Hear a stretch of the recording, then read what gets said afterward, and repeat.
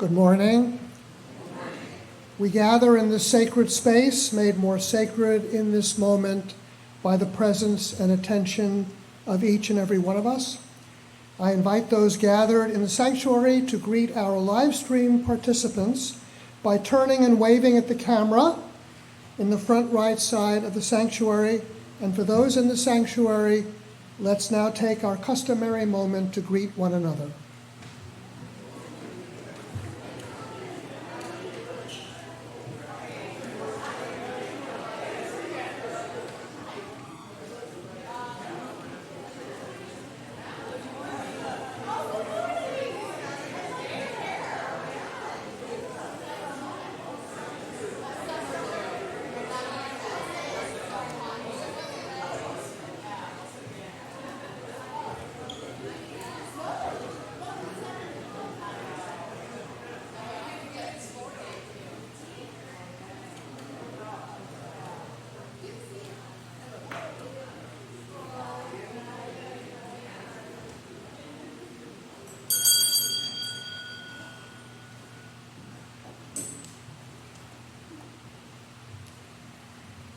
Good morning again, and welcome to the Winchester Unitarian Society. I am not Ivan Correa. It's pretty obvious. Ivan, unfortunately, has a cold, so since I am a worship associate too, I was able to step in and take his place, so I hope you'll bear with me. I want to thank you all for being here, and I want to say that also with Liz Lintz, I'm one of the coordinators of the summer services, and seeing so many of you here today validates our continuing efforts, which have on for years with various coordinators, including Lee Barton, who's back there, to keep these summer services going. And today is one example of why we do this, because you are all here, and also we have a wonderful service prepared by members of our congregation. So, we welcome all people and affirm the inherent worth and dignity of every person, guided by justice, equity, and compassion. We draw inspiration from many sources and encourage one another to explore our own spiritual paths while learning together. Some of us come into this space feeling strong and centered. Some of us come carrying struggles. However you come today, your heart is welcome here. We are all imperfect, and we gather to set down our defenses and trust that what happens in worship is powerful and life-giving. If you are visiting with us for the first time, we invite you to complete the visitor card found in the pew rack in front of you and place it in the offering plate during offertory. This helps us stay connected beyond today's service. Our summer services are led by members of our congregation who come forward and share their unique perspectives and insights. They graciously volunteer their time and their energy to guide us in our exploration of Unitarian Universalist principles and values. Today, we are fortunate to have John Grebe and Elias, who is a youth group member, leading our service. We invite you to actively listen and reflect on the words and music we are going to hear today. After the service, as always, there will be light refreshment in the Sims room, which is right behind the sanctuary, and this will be followed shortly by a discussion in the parlor, and that's an opportunity, if you wish to stay for the discussion, to express your thoughts, ask questions, and engage our service leaders this morning in a meaningful conversation about today's service with your fellow attendees. I now invite us all to open our hearts and minds to the spirit of worship as John and Elias read the opening words by Issa Amro.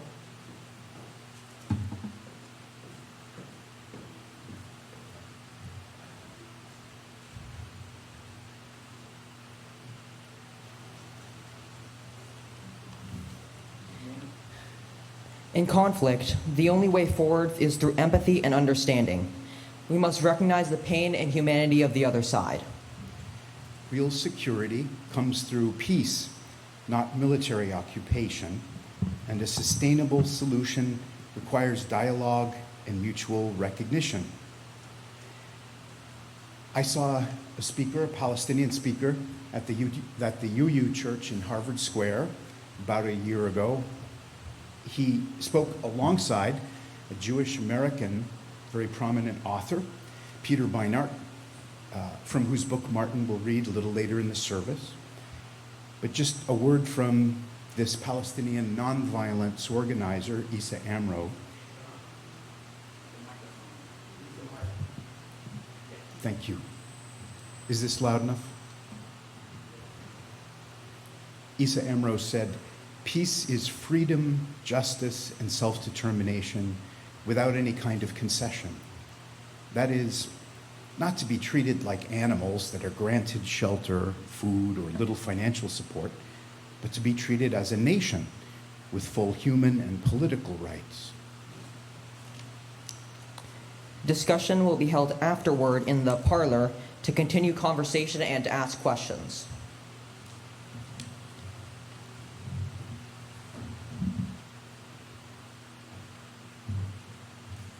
And now I'm going to ask Elias, since he volunteered to help co-lead the service, to light our chalice.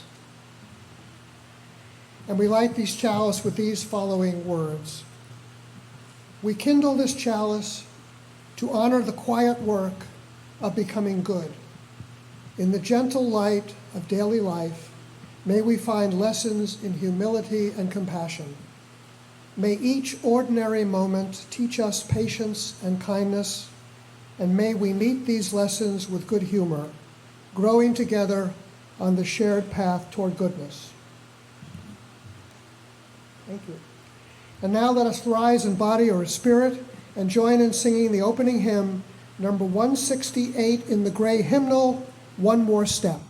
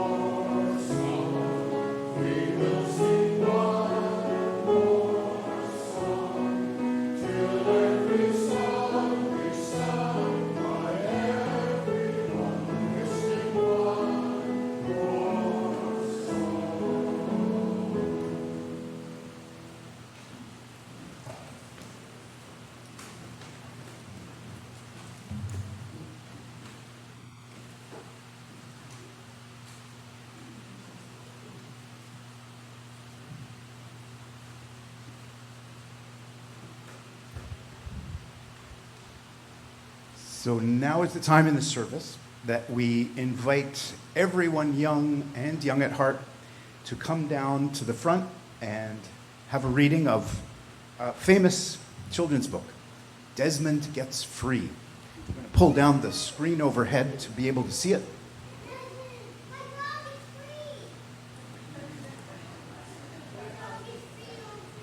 Is your dog Desmond? Good.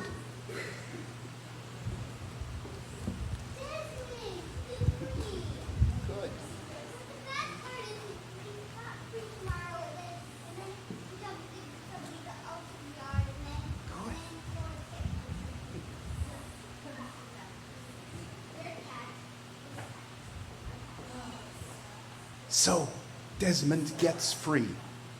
You might remember this from about a year ago. I thought it was such an excellent book. Okay, thanks for letting me know. I didn't want to be too booming or something. So, by Matt Meyer and illustrated by Kim Pham. on the first page, we learn that Desmond the mouse lived in the most beautiful meadow in all the land. And every morning, Desmond awoke with the sunshine and would spend the day playing in the meadow. And every evening, Desmond would go to sleep in the middle of that meadow underneath the beautiful starry sky. One night, though, Desmond awoke when it was still dark out, and he tried to roll over to a more comfortable spot. But something wasn't right. Desmond realized that his tail was stuck right to the ground and beginning to throb with pain. He felt behind him, and there was a huge boulder, and it seemed to have fallen in the middle of the meadow, just on his tail. Desmond pushed the boulder and tugged on his tail. He pushed the boulder and tugged on his tail, and he pushed and tugged and pushed and tugged, but it was no use. When he was out of breath, and he had just about given up, he saw a giraffe nearby in the grass. Good news, he thought. Oh, giraffe, Desmond cried. Could you please push the boulder a few inches in the other direction so I could go free? The giraffe looked at Desmond and just laughed the way giraffes laugh. What do you all think a giraffe laugh sounds like? Probably a long-necked, throaty laugh or something. Silly mouse, said the giraffe. That's no boulder.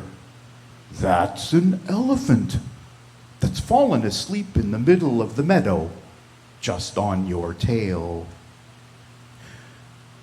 Well, if you could please just wake up the elephant and ask him to roll over just a few inches in the other direction, then I could go free. Well, replied the giraffe, you know what they say about letting sleeping elephants lie. I find it's best not to get involved in other animals' business. It's best to remain neutral in times like this. Desmond quietly replied, well, I do not appreciate your neutrality. The giraffe wandered off, as giraffes do on their long, gangly legs. And Desmond tried calling out to the elephant to wake him up. But those giant ears of the elephant were just too far away on the other side of that giant elephant body.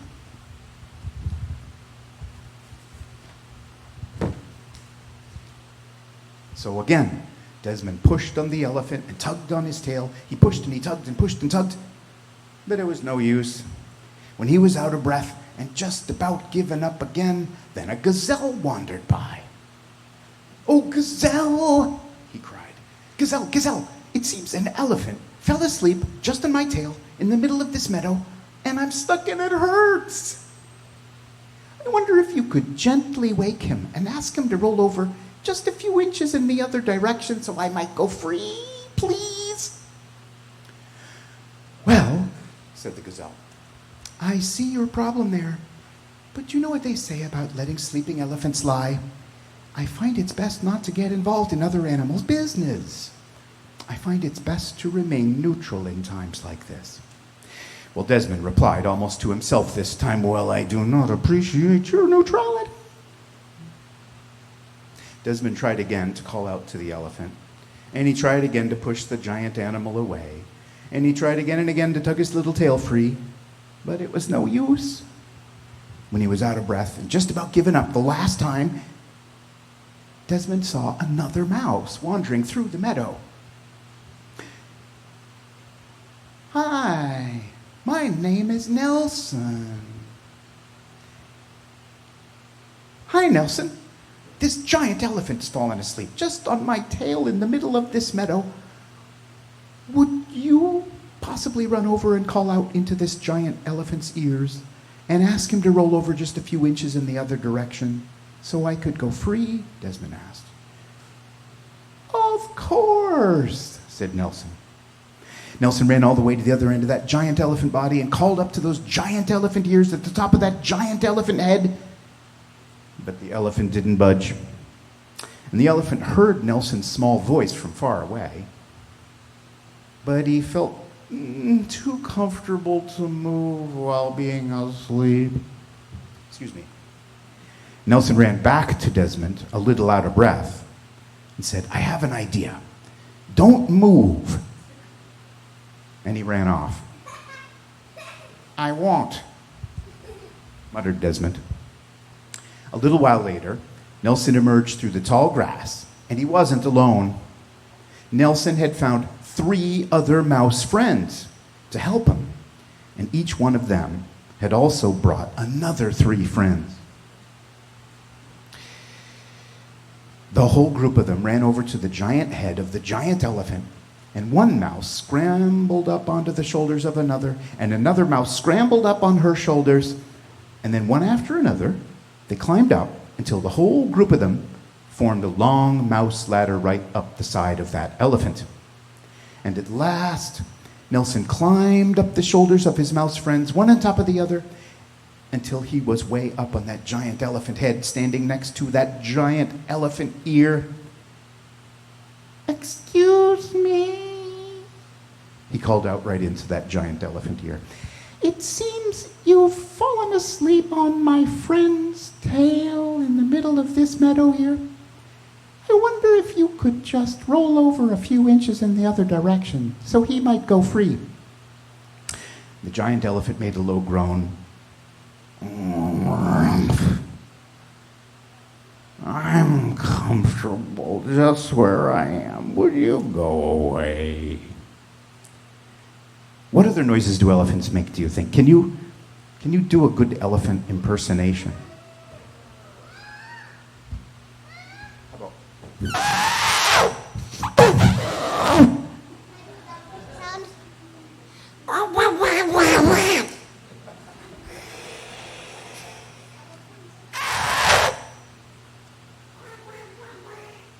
Well,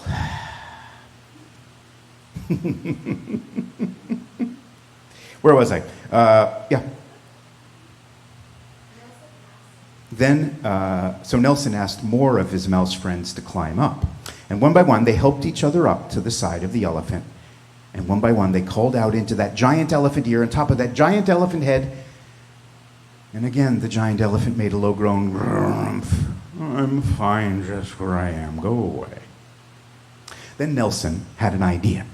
He whispered to the mice, and then all at once, they all yelled out together, Excuse us! It seems you've fallen asleep on our friend's tail in the middle of this meadow. Roll over a few inches in the other direction so he can go free. They forgot to say please. They probably should have said please. This time, it was all those voices together, right next to the elephant's ear that were too loud to ignore. I was comfortable where I was, but I'll move over if you just agree to stop making such a racket, said the elephant. Then the elephant rolled over just a few inches in the other direction, and Nelson and the other mice helped each other climb back down, and Desmond was finally free. Then Desmond and Nelson and all their mouse friends spent the rest of that beautiful day playing in the middle of that beautiful big meadow. The end. So that's the end of our story. But if you want to, actually, everyone, if you want to, you can dance on your way back to your seats, just like those mice, to celebrate how Desmond got free. Thank you for coming up. Thank you for listening. Yes.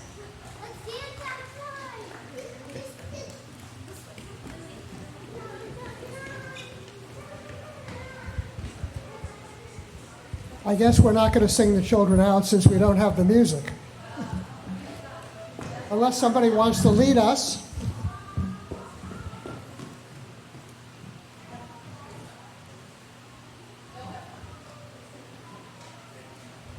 We now come to that part of the summer service where those who have a joy or sorrow or concern or news that they would like to share are asked to come forward, may come forward and light a candle and share their news, joy, or concern with us. We ask you to remember these services are recorded and archived.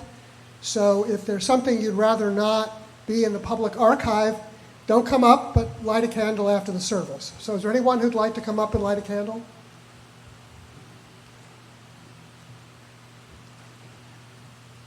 Please say your name and then why you're lighting the candle. Sheila Rudolph Correa. I'm lighting a candle for my husband Ivan so he feels better soon.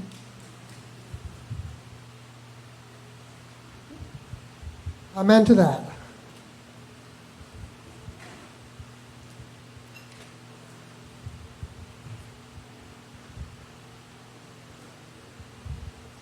My name is Claire McNeil, and I'm pleased to tell you that I enjoyed attending General Assembly online last week and being the delegate from our congregation.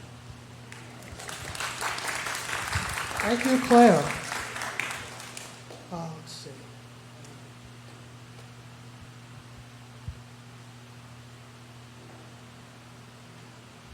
Good. Great.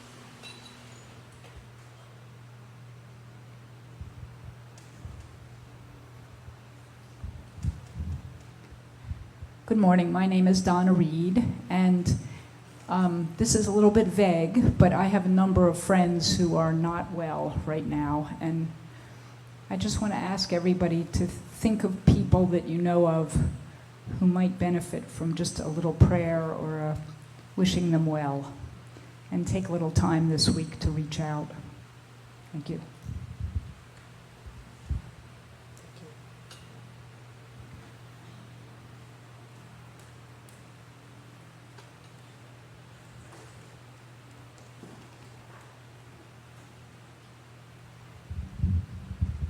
Hi everyone, I'm Kim Foley, and I would like to light a candle for my daughter and her family for safe travels home tomorrow from Italy. Her father-in-law wanted to celebrate his 80th birthday in Italy, so he rented a villa in Umbria, and for the last 10 days they have been celebrating his birthday.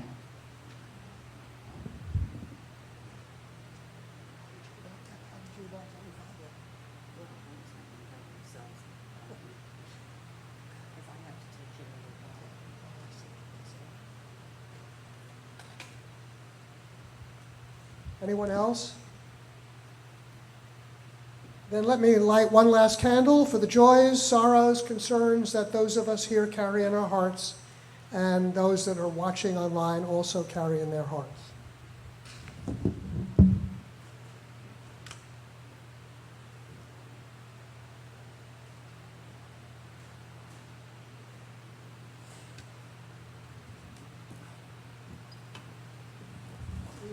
We will now have a moment of silence, and there's been a misprint in the order of service, so the hymn we will sing after the moment of silence is number 159.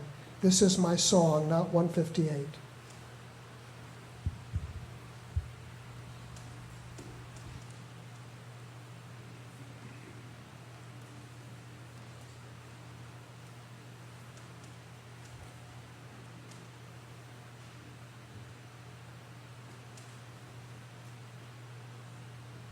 And we'll remain seated for that singing of the hymn.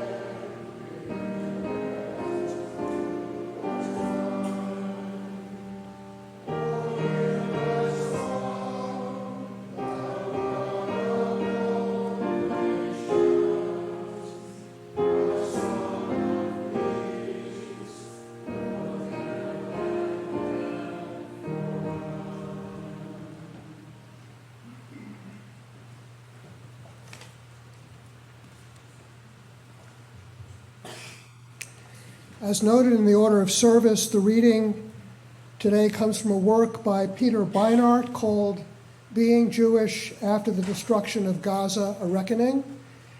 I'm sorry that Ivan got a cold, but I'm kind of glad that I'm reading this because I'm Jewish. And I agree with Peter Beinart. And most of my co-religionists who I am friendly with also agree with Peter Beinart. And I also feel that this is a place where it is very comfortable and safe for me to read this because I know you will all understand it in the way it is meant to be understood. So let me read. Being Jewish After the Destruction of Gaza, A Reckoning. We are not history's permanent virtuous victims. We are not hardwired to forever endure evil but never commit it. That false innocence, which pervades contemporary Jewish life, camouflages domination as self-defense. It exempts Jews from external judgment. It offers infinite license to fallible human beings. When a Jewish state denies most of its Palestinian residents citizenship and denies all of them legal equality, it is not merely offering Jews the right to determine their own lives, it is offering them dominance over another people. And under international law, there is a word for legal dominance based on ethnicity, religion, or race, a word that Human Rights Watch, Amnesty International, and even Israel's own leading human rights group, B'Tselem, say applies to Israel. It is not self-determination, but apartheid. The answer to such bigotry should be clear. Americans are not responsible for foreign governments or organizations just because they have common ancestry. There was nothing inherent in being a German American in the 1910s that made you a supporter of the Kaiser's Germany, and nothing inherent in being Japanese American in the 1940s that made you a supporter of Imperial Japan. Similarly, there is nothing inherent in being Chinese American today that makes you favor the People's Republic of China, or being Palestinian America that makes you approve of Hamas. Supporting foreign governments or organizations is a political choice, not an intrinsic expression of one's ethnic or religious identity. From the destruction of the Second Temple to the expulsion from Spain to the Holocaust, Jews have told stories to answer the horrors we endured. We must now tell a new story to answer the horror that a Jewish country has perpetrated with the support of many Jews around the world. Its central element should be this: we are not history's permanent virtuous victims. We are not hardwired to forever endure evil but never commit it. That false innocence which pervades contemporary Jewish life camouflages domination as self-defense. As Ami Ayalon, the former head of Shin Bet, Israel's domestic security service, has warned, quote, if we continue to dish out humiliation and despair, the popularity of Hamas will grow. If we manage to push Hamas from power, we get Al-Qaeda, and after Al-Qaeda, ISIS, and after ISIS, God only knows. Like US leaders in Vietnam, who endlessly cited body counts of dead Viet Cong to show they were winning the war, Netanyahu can boast about how many Hamas brigades Israel has eliminated and how many Hamas rockets it has blown up. But Hamas will recruit new fighters and build more rockets. Just look at the record.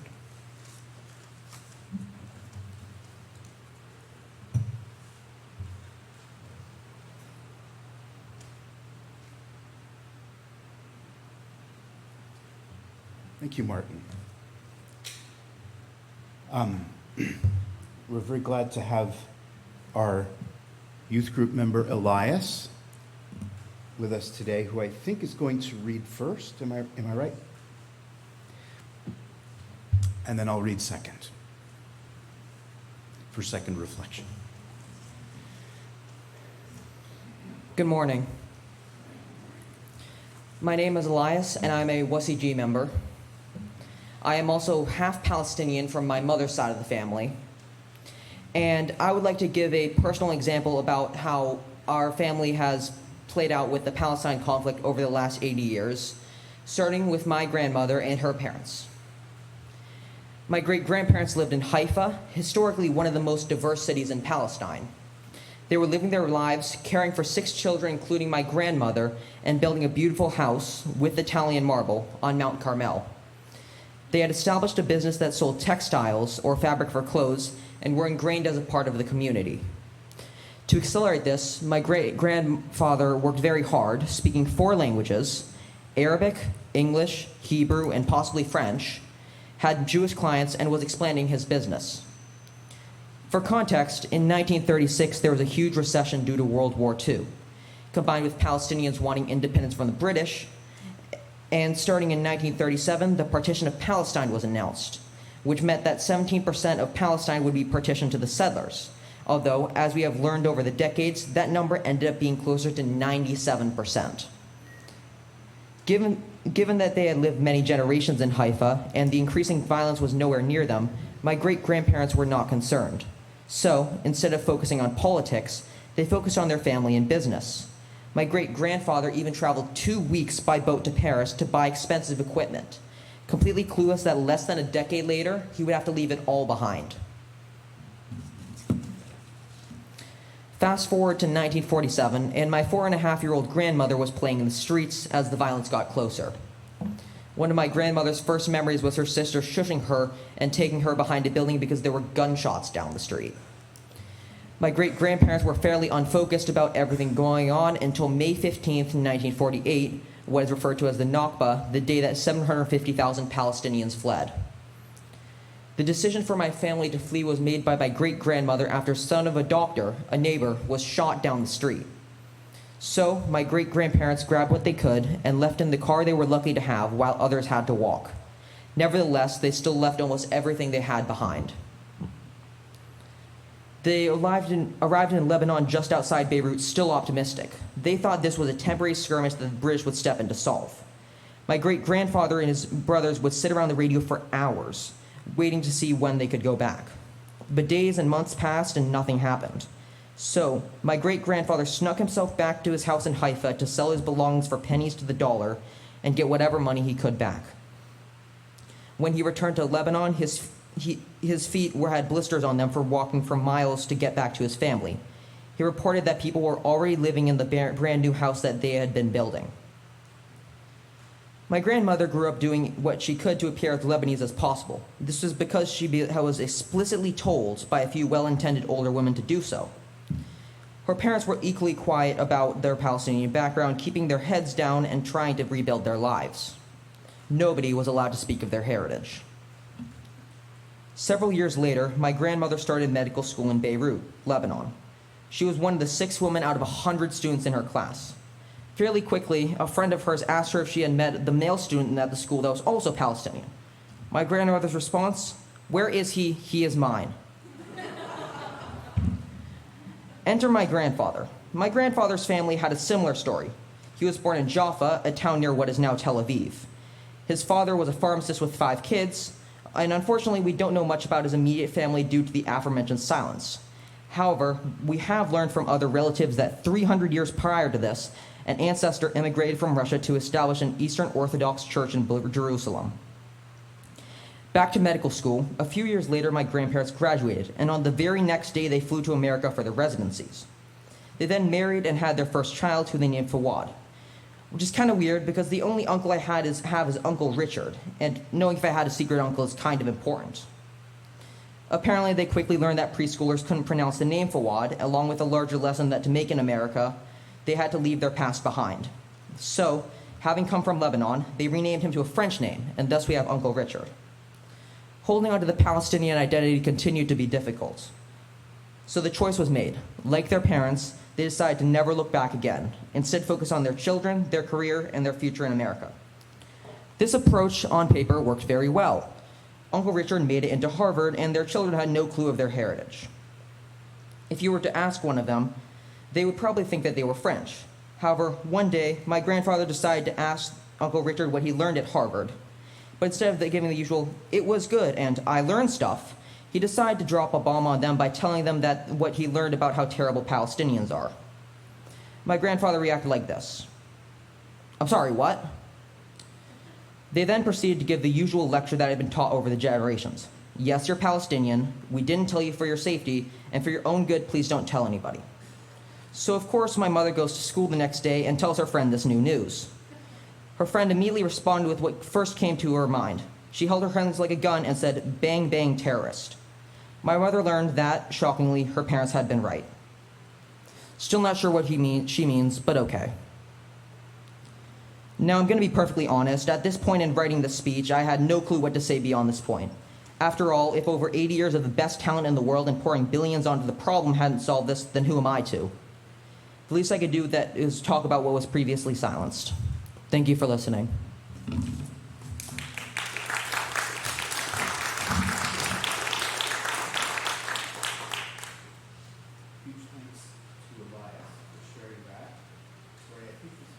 No, there we go.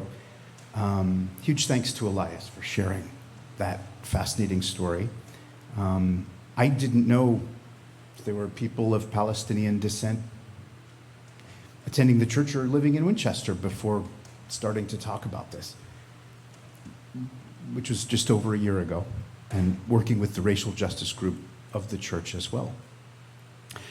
Please alert me if I'm too quiet on this mic. I welcome your letting me know. Thanks for helping me be conscious of that. We are trapped in cycles that we did not create, but we have the ability, if we choose, to break those cycles. The Holocaust wounded the collective consciousness of Jewish people. Survivors carry trauma. It's often so deep that it rewired their neurology, their parenting, and their sense of safety. And they passed that on to children. And children passed it on to their kids. This happens with all mass trauma in war. Everywhere. Not just to Holocaust victims, but to them especially. Intergenerational trauma was inherited even biologically. Epigenetics shows that severe trauma changes how genetics get expressed across multiple generations. Palestinians in Gaza are now living through something similar, displaced from their homes, bombed homes, family dead or missing or grievously injured. Medical doctors who traveled to Gaza in the last couple of years after October 7th invented a new acronym to use in the medical records they were keeping because there was something so common. They didn't really have an acronym for it before. WCNSF, it means wounded child, no surviving family. So that acronym alone says a lot. Military occupation of their land, starvation, while hundreds of food supply trucks are waiting just across the border of Egypt. Palestinian survivors of the genocide are now carrying that trauma. Their kids will inherit it. Simple choice. Either we break the cycle, or help to, or else we watch the pattern repeat itself. The Holocaust trauma has in some ways created the conditions of Palestinian trauma. And Palestinian trauma could create new cycles of violence that traumatize Israelis. Unitarian Universalist principles would help us see this and choose to break that cycle. When someone survives severe trauma, their nervous system becomes rewired. They see danger everywhere. They live in hypervigilance. It's just adaptation. When they have children, they're passing on a rewired nervous system. Epigenetic changes, it's called. And with parenting, through an implicit message, the world is not safe, be vigilant, trust is dangerous, only power will protect us. Holocaust survivors taught their children never again be helpless, be strong, control our own security, we cannot trust others. Perhaps understandable, but it is trauma speaking. When a whole nation gets built on inherited trauma, policy is shaped by it, military decisions flow from it, and that trauma isn't just personal, it's become structural.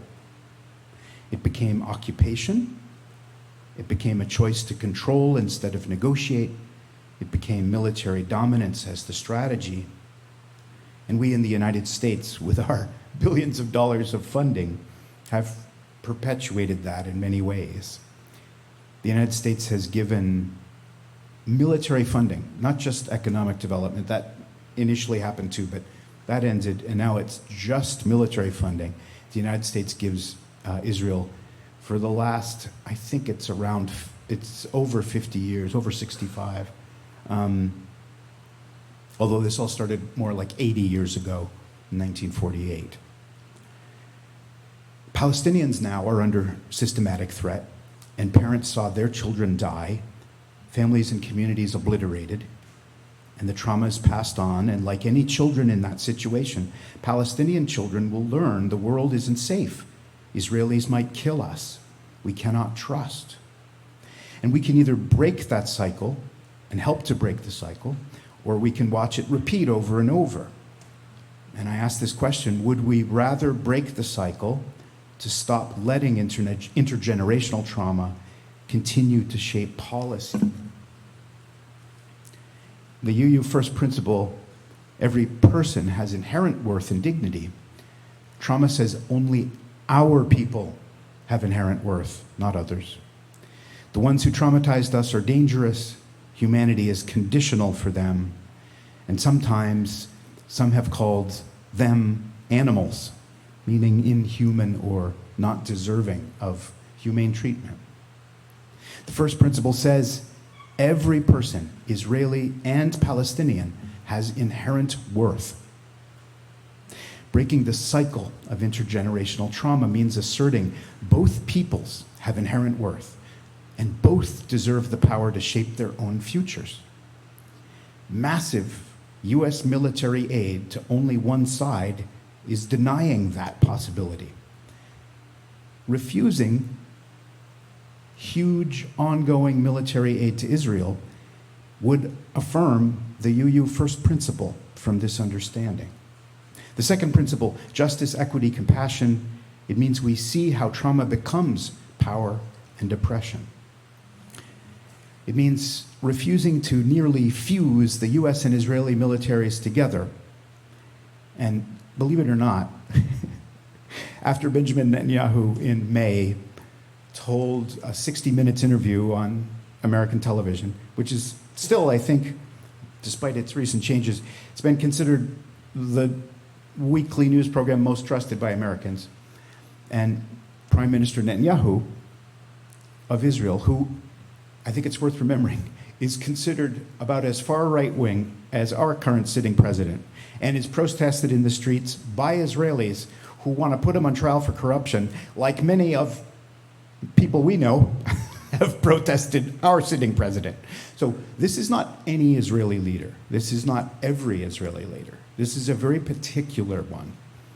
He attended MIT, extremely intelligent guy, Benjamin Netanyahu.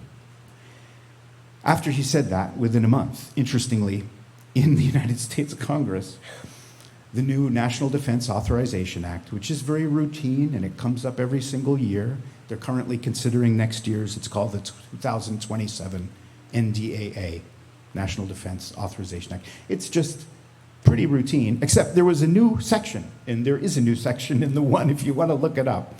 It's called Section 219. At first, it started out last month as Section 224, and a lot of people write about that, and you'll find that online if you look for this. It's been changed now, renumbered, and that's also standard. These get renumbered. Section 219. It would essentially, in the words of Newsweek magazine, virtually fuse the Israeli and US militaries together, doing a complete end run around the normal process of annual debate and discussion that can take place in Congress about this massive amount of military aid that is larger than any other country in the world receives and has been every year for 60 years. Egypt got almost that much, little less in the first few years, no longer. It's $3.8 billion a year, and then it was about over $20 billion that both our Democratic President Biden and our Republican President Trump additionally gave to Israel during the war on Gaza after October 7, 2023. Another part of this would be supporting the International Court of Justice and the International Criminal Court proceedings and the UN investigations so that both Palestinian victims and Israeli victims who also suffered war crimes, so that they can both be heard and addressed. And the third thing would be recognizing Palestinian statehood so their futures are not controlled by others. This is compassion. It's saying we won't let your trauma trap you in endless militarization. We won't enable the structures perpetuating intergenerational fear. And as you use, and others, we can call them toward healing. A third principle, acceptance and spiritual growth. We can honor the trauma of the Holocaust without being controlled by it. We can acknowledge Israelis have legitimate security needs without accepting military occupation as the way to meet those needs. Some Israelis are doing this work and have been for years. Refuseniks, people who refuse to serve in many positions in the Israeli military, and it's required of all Israelis when they reach age 18, women and men, interestingly. Refuseniks are saying, and many who previously served in the Israeli military are saying, they won't use military force to occupy Palestine anymore. Families of hostages, Israeli families even, of some of the hostages, some of the families of some of the hostages that Hamas took on October 7, about 251 hostages, some of those Israeli families are saying, negotiate, don't escalate. Not all of them. There are opposing voices too. Peace activists, Israeli peace activists, are saying they don't want the Israeli people's trauma to become other people's oppression. Refuseniks are saying they believe Israelis can build security that does not require domination, and Palestinians can seek justice without perpetuating cycles of violence. They can build a state, a Palestinian state that honors victims without dehumanizing all Israelis. Earlier, I quoted one such Palestinian, a nonviolence activist who still lives in Hebron, which is a very highly disputed town in which I visited actually in 20 years ago, in 2006. I visited the region, and I got to see Jerusalem, Bethlehem, Hebron, Nazareth, a bunch of other Palestinian towns. And I remember walking through Hebron, and there are Jewish and Palestinian families living literally on top of one another in two and multiple story buildings. And in some places, when you walk down the street to buy from little shops that remind you of like thousands of years ago old Jerusalem, there's wire mesh, a grid of it over your head, like a ceiling. You can see through it and see the sky. Heavy, thick wire mesh, about like 6 inches grid. And it's there because some of the families above would throw trash and refuse down on people below when they're the wrong nationality. This is how intense it's gotten. The fourth principle, free and responsible truth, a search for truth. Give a traumatized person weapons, he becomes a traumatized person, weaponized. The fear and the wounds are still there, and you just gave him the capacity to act on his fear at a massive scale. Intergenerational trauma, military dominance is not healing. A responsible search for truth. What does the International Court of Justice case mean? South Africa alleged Israel committed genocide in Gaza. South Africa had to do that because Palestine does not have formal recognition as a state at the United Nations, even though many countries individually formally recognize the Palestinian statehood in their own bilateral direct relations. Just means direct country-to-country relations, including England, the United Kingdom, during the last couple of years. So South Africa alleged, I gotta wrap up. I know this is a long subject. The evidence is there, over 70,000 dead, a majority of them women and children, a majority of homes damaged or destroyed, bombed hospitals, bombed water systems, and bombed places of worship. Even a Catholic church, I think what I've heard is the only Catholic church in Gaza, called the Holy Family Church, that we learned toward the end that Pope Francis had been telephoning at 8 o'clock every night from the third day after the war began in 2023 until 3 days before the Pope Francis died, to find out how they're doing. That church was bombed, too. I just have to mention there was a United Nations Independent Commission study that just came out last week, and its findings are tragic and brutal, and you can read the gruesome detail, and I won't go over it, but it essentially says that Israel intentionally targeted children. Over 20,000 children were killed, and over 5,000 children under age 5, meaning babies, toddlers, preschoolers. 5,000. 20,000 up to age 17. I don't have time to go through the 6th, 7th, and 8th principles, but I think I've touched on the most important things here. We are all connected, as the 7th principle reminds us, and if we can use our power to support healing, funding for trauma specialists, working with both communities, education, helping children of trauma survivors and victims to understand themselves, and truth and reconciliation commissions to acknowledge both people's real suffering. Intergenerational trauma shapes how we see the world. It shapes policy, it shapes conflict, but it does not have to be our destiny. We can choose to break the cycle, and we can refuse to let the trauma of the past determine the violence of the future. That requires telling our representatives and voting based on this. The Holocaust did teach us never again. We should always remember that. And that means never again for anyone. And it means refusing to let one people's trauma perpetuate another people's oppression. And it means building structures that heal rather than structures that harm. Thank you very much for your patient attention to all of this. It was a challenge to figure out what to say, but if you like, we will have discussion after coffee hour in the parlor. The service isn't over yet, but just reminding you of that. Thank you.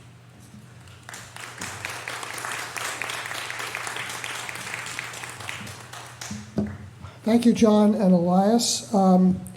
May I have 2 volunteers to carry the offering plates? Okay, we got them. Great, excellent. So the offering will now be generously given and gratefully received.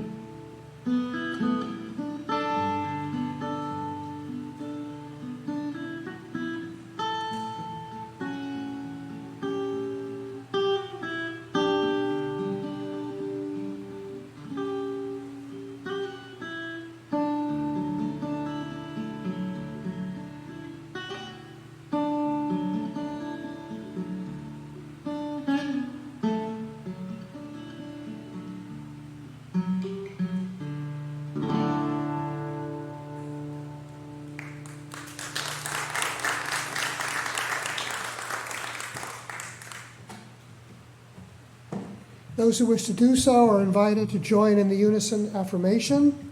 We gather not for ourselves alone, but to use our common power to build the beloved community within and beyond these walls.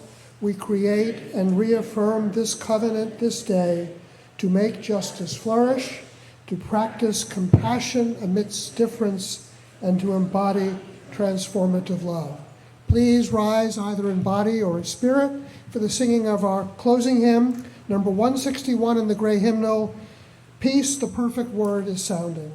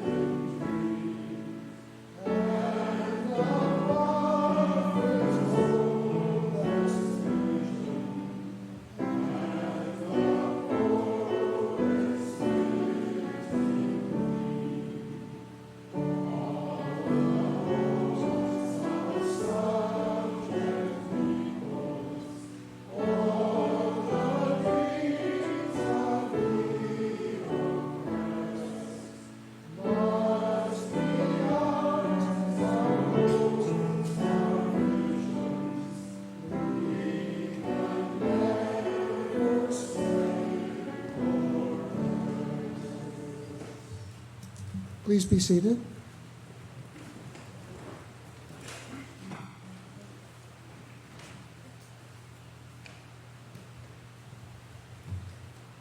Our benediction, and I'll be much briefer this time. Elias and I together, let's build structures that heal rather than structures that harm. Americans' eyes are more open now than before the Gaza war crimes, the ethnic cleansing, and the genocide. Let's choose to break the cycle. Let's choose justice, accountability, and building toward peace. Conscience is calling us. Let's find the courage to act together. Let's remember that breaking cycles requires refusing military solutions. Let's build a world where trauma stops determining our futures. Thank you for thinking about this.